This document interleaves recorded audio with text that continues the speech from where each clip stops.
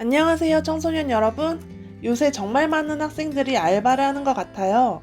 돈도 벌어보고 싶고 또 호기심에 알바를 시작하게 되는데 막상 일을 하면 정말 힘들죠. 남의 돈 버는 게 쉬운 게 아니랍니다. 아무튼 알바도 좋은 경험이라고 생각은 하지만 돈을 떼인다거나 부당하게 해고되는 그런 나쁜 경험은 안 해도 돼요.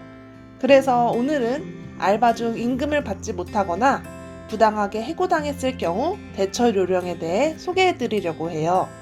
사실 임금체불이나 부당해고 대처법은 청소년뿐만 아니라 성인들도 알고 있어야 해요. 성인이라고 해서 다 아는 건 아니잖아요.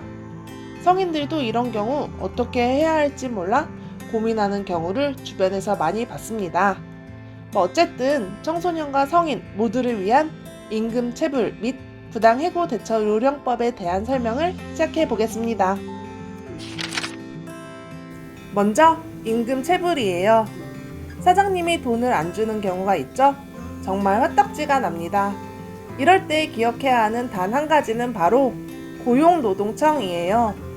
고용노동청에 임금을 받지 못하고 있다고 진정이라는 것을 합니다. 진정이란 국가나 공공기관에 국민이 어떤 조처를 해달라고 요청하는 일이에요. 이렇게 진정을 하면 근로감독관이라는 사람이 조사를 합니다.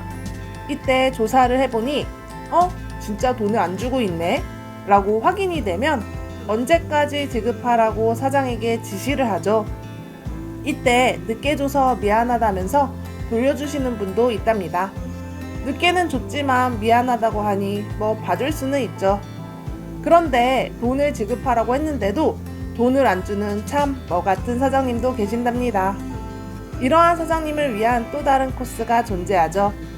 좋은 말로 할 때 안 주니 콩밥 먹여봐야겠죠? 바로 고소입니다. 돈을 주지 않은 사장님을 상대로 고용노동청에 고소를 하는 거예요. 중요한 것은 경찰에 고소하는 것이 아니라 고용노동청에 고소하는 겁니다. 노동과 관련된 사건만을 전문적으로 다뤄 노동자들의 권익을 보다 신속하고 정확하게 처리하기 위해 고용노동청에도 수사관을 두어 수사하도록 한 겁니다. 여러분이 경찰에 신고하겠다고 해도 경찰은 고용노동청에 신고하세요 라고 답변 줄 테니 고용노동청 잊지 마세요. 그런데 이렇게 고소사건까지 가서 사장님이 처벌을 받아도 여러분의 돈을 즉시 돌려받을 수 있는 건 아니에요. 이때 고소는 사장님이 근로기준법을 위반했어요. 그러니까 처벌해주세요. 라는 의미랍니다. 내 돈을 돌려받기 위해서는 민사소송을 걸어서 떼인 돈을 받아내야 합니다. 다음으로는 부당해고예요. 부당해고는 정당한 이유 없이 근로자의 의사와 관계없이 사용자가 일방적으로 근로관계를 끝내는 것을 말해요. 내가 잘못한 것도 없는데 부당하게 해고당하면 억울하겠죠? 이럴 때 기억해야 하는 단 한 가지는 바로 지방노동위원회이에요. 지방노동위원회에 부당해고에 대한 구제 신청을 하면 또 근로감독관이라는 사람이 조사를 합니다. 이때 조사를 해보니 진짜 부당해고가 맞네?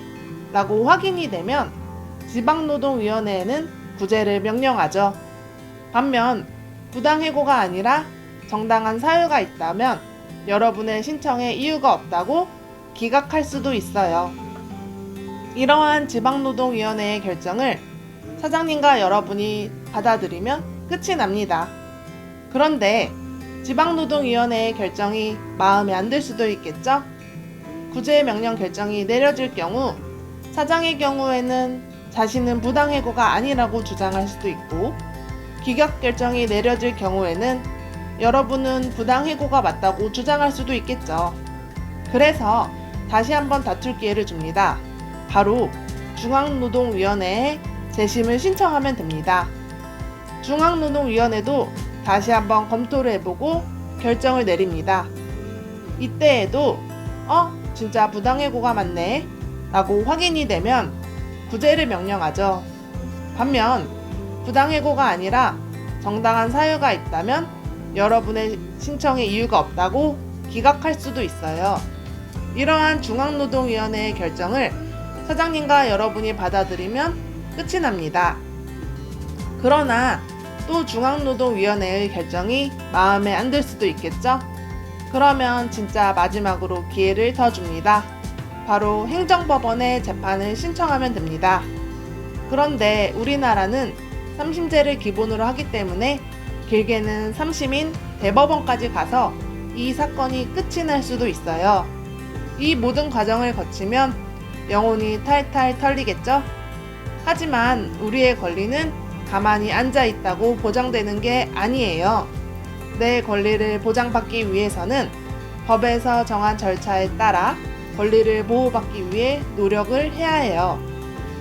참고로 지방노동위원회 및 중앙노동위원회의 구제명령 결정 또는 행정법원의 판결이 확정되었는데도 사장님이 나몰라라 할 경우에는 여러분은 고용노동청에 고소를 할 수 있답니다. 이때 고소 역시 근로기준법 위반했어요 하는 처벌을 위한 거예요. 또 그것과 별개로 구제 신청을 받은 사용자가 계속 배째라는 식으로 나오면 노동위원회에서는 알아서 과태료를 물린답니다. 그 구제 명령을 이행할 때까지요. 무려 2천만 원 이하의 돈을 매년 2회까지. 돈 많으신 사장님, 과태료 많이 내세요. 고용노동청이나 노동위원회는 행정기관인데요. 행정기관의 도움을 요청하는 동시에 또는 행정기관의 도움을 요청하지 않고 곧바로 재판으로 갈 수도 있어요. 임금체불의 경우 고용노동청이 아니라 바로 법원에 민사재판을 청구하여 체불된 임금을 받기 위한 소송을 진행할 수도 있고, 또 부당해고의 경우에는 노동위원회가 아니라 바로 법원에 해고 무효 확인 및 미지급 임금을 청구하는 민사소송을 제기할 수도 있답니다. 하지만 법원의 재판보다는 고용노동청과 노동위원회에 임금체불 및 부당해고에 대한 구제를 신청하는 것이 시간과 비용을 훨씬 절약할 수 있답니다. 이렇게 임금체불과 부당해고에 대해 알아봤는데요. 열심히 사려는 사람을 힘들게 하는 사람이 없으면 가장 좋겠지만 솔직히 우리가 사는 세상은 마냥 아름답지만은 않아요. 그렇기 때문에 만약 이런 일이 생겼을 경우에는 자신의 침해된 권리를 구제받기 위해 알고 또 노력하는 것도 중요하답니다. 권리 위에 잠자는 자는 법의 보호를 받지 못해요. 이 영상이 모든 청소년 알바생들 또는 모든 근로자들에게 도움이 되었으면 좋겠습니다.